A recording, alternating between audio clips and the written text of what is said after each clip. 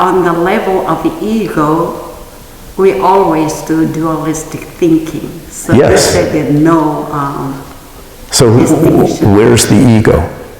So that on the level of the ego, there's no solution by talking. Is that? Yeah. So Buddhism's teaching is realize the ego is empty. Right. Yeah. So if you want to keep your ego, you will have happiness and suffering nonstop, and never really solve the problems of life and death. Yeah. So best way is see the ego's empty.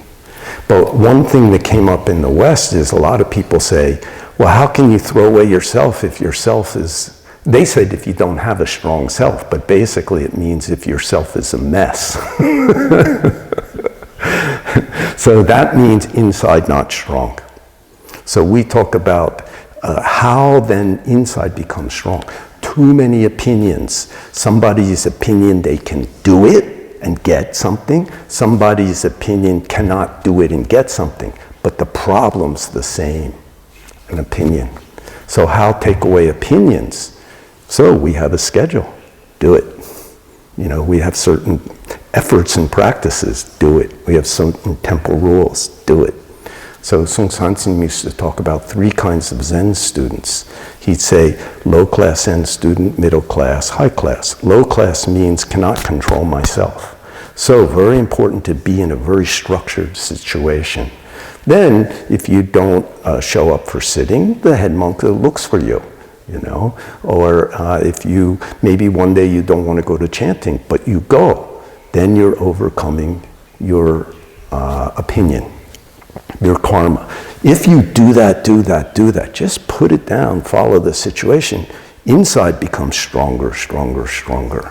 And your opinion, every time you give up your opinion and follow the situation, your opinion's getting weaker. Then finally, maybe you become what we call middle class student. You can go on a solo retreat, make a schedule, and do it, even when you're by yourself. That's also like a person who lives at home alone and goes to work every day, on time, does their job, eats, sleeps, can do it. But sometimes when they're with other people, they lose their center.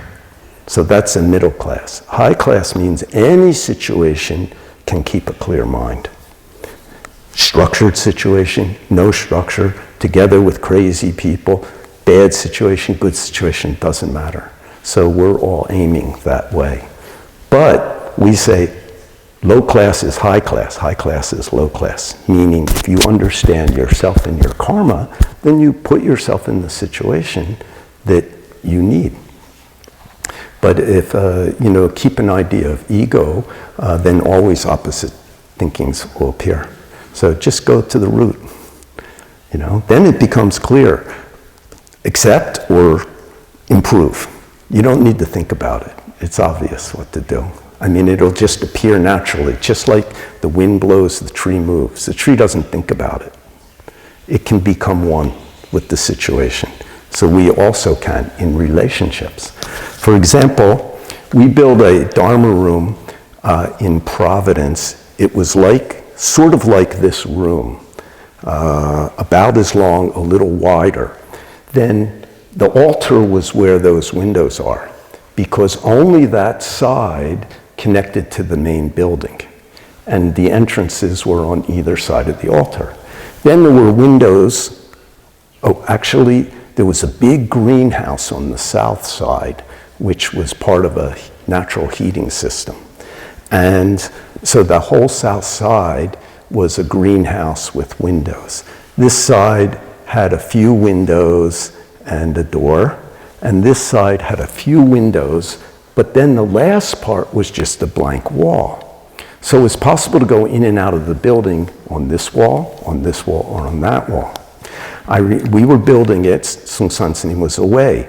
When he came back, I was the vice abbot, and I went around with the abbot and Sunim looking at the building, and he was very happy. He said, but this wall has a problem, cannot breathe.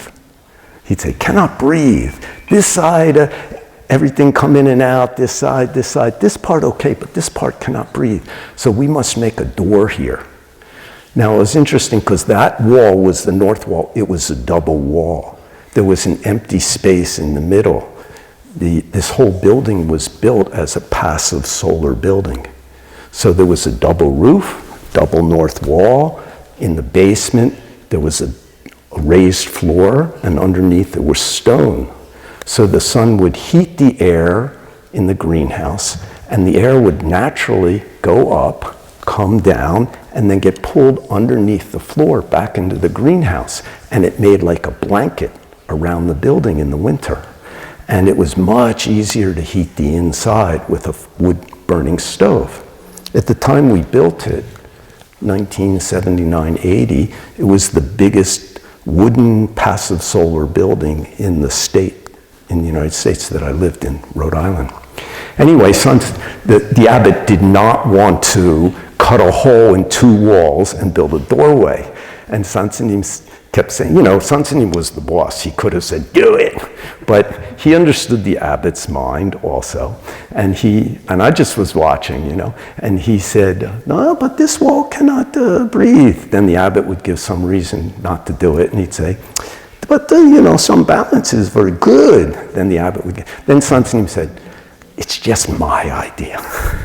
Then the abbot did it. You know, it's like he understood the abbot has his idea, so I'm not going to say that don't hold your idea. I'm going to say, okay, this is just my idea.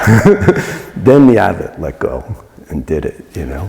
And that was even funny too, because we cut a great big hole, put a big door in, and when Sunim came back, he looked at it, he said, too big. And we had to do it again. So he was always doing that. So if you think there's a lot of change in Musangsa, you ain't seen nothing yet.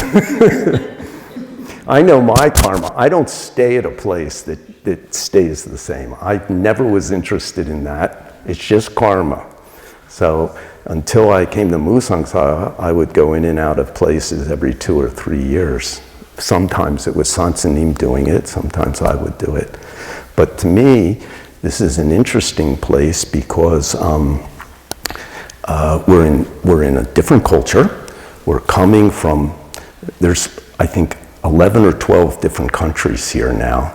There's not even 24 people, you know. People say to me, oh, Hong Kong Zen Center runs so smoothly, or Hobang in Malaysia runs so smooth. Well, first of all, they've had 2,000 years as a culture to work out the details, you know, and they're basically all the same culture. They all used to the same food, right? Yeah, Southern Chinese food, oily as hell, you know. Korean food's not oily, you know. Sometimes I'm happy I grew up in America because the whole thing is a mixture of everything. You know, in school too, kids from different religions or don't have any religion, black kids, white kids, Asian kids. It was very helpful. And the government's good, the government's bad, there's honest people, there's dishonest people. I mean, I imagine most countries are like that, but the food's different every day. My mother every day, tonight we're having Chinese food. This is Italian food. This is Jewish food. This, I don't even know what to call it. You know? Sunim, when he was first in America 47 years ago, there wasn't much Korean food. And some Korean people came to visit him. They looked at what we ate for breakfast, oatmeal. I remember these two old Bolsonames, and they said in Korean to Sunim, they eat dog food. You know, they were like, and we love oatmeal. You know, we put peanut butter and kimchi in it together, you know, and they were like, ah! You know, and Sunim would just laugh because he was used to our style by then. Then I remember Sunim told us about this. They asked him, how can you eat this food every day, this American food? He said, after eating pine needles for 100 days, any food's okay. So, you know, our good situation, maybe growing up with food we like, becomes a bad situation when the world changes or your situation changes. Yeah. So people are very caught into, especially if they practice some meditation stuff, what should I just adjust to and what should I do something about? It's a real issue. But I think if you're clear, there's no question. And you do it, and then you also learn. You know, the world's not going to follow our ideas. It never does. And if we become really wise, then we can be more effective, but also each moment can be enough, even when it's bad, but that's a challenge. So we used to say, enough mind and try mind. Except, and well, I don't know, improve, because the idea of improve means you can't improve true nature. You can change a situation. Somebody doesn't have any food, you can give them some food. But it's not improving anything in terms of your awareness of your true nature. So how can you attain that whole point as one?